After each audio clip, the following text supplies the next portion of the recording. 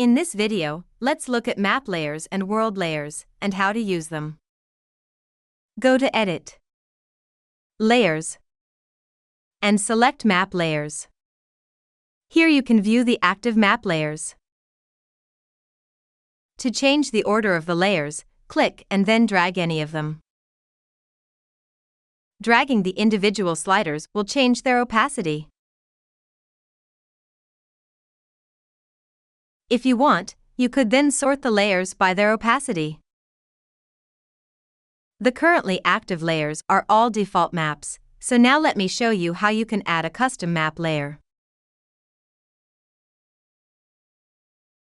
Go ahead and click on New Custom Layer. Under the drop-down, you can see all file types Windplanner supports, ranging from static files to streaming sources. Specify a source type and name your new custom layer. Then specify a coordinate system and import the file from your computer. When the source layer you've imported requires cross-origin, you can check that. And underneath that, you have the option to add your custom layer to all Windplanner projects associated with your account by checking Multi-Project.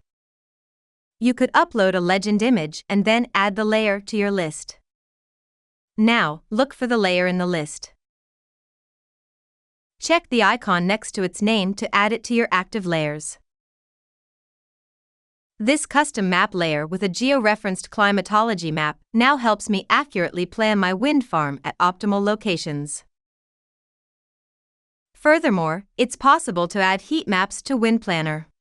In this example, we've added a GeoJSON file with vector data. When we go to the edit properties of this layer, we can customize the point style. Here we can enable the heat map, change the radius, stroke width, and fill and stroke color. Next, I'll show you how to draw on the map. You can start drawing on the 2D map through the Draw tools. There are 4 types of drawing tools. There is the dot type, line, area, and circle.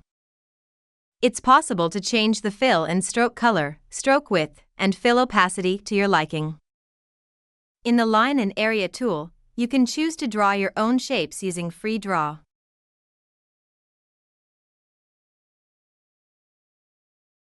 Click on the cross to leave drawing mode.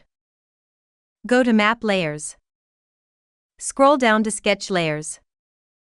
And notice how a new sketch layer has been created automatically. To add a separate layer for sketches, scroll down to Sketch Layers and add the new layer.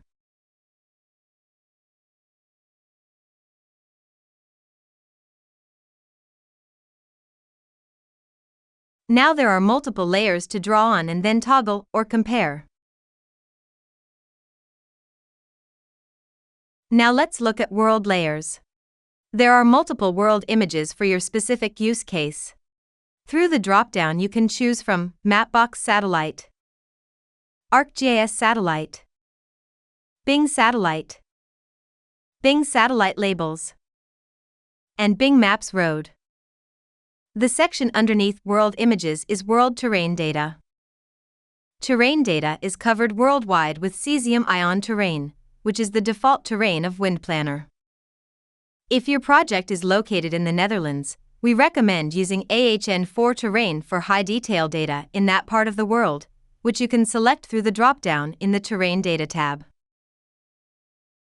In some situations it is important to use actual and local DTM or digital terrain model data, which we can assist you with to ensure that visualizations are maximally accurate. The third section deals with 3D tilesets in Windplanner, which we will discuss in a separate video. Lastly, I'll show you the only tool in the Layers panel we haven't covered yet, which is the Measure tool. To measure a distance on the 2D map, specify a beginning point and an end point by clicking. These towers must be placed at least 750 meters away from a certain residential area, so we now know they need to move. Let's reposition the towers accordingly. And let's verify that they are now placed according to the requirements.